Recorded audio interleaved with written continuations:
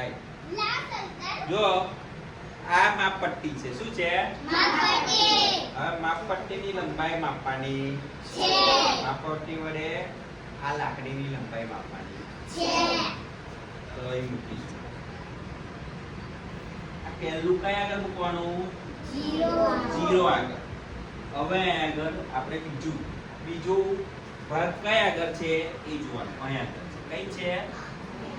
ચલો ધોરણ. આ કેટલા છે? 2. પછી 1 2 3 4 5 6 7 કેટલા છે? 7. એટલે 2 છે એ આખા. 2 છે એ કેટલા છે? આખા. અને એના પછી કાપા કેટલા છે? 7.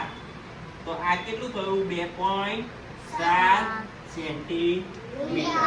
કેટલું થયું? 2.7 સેન્ટીમીટર.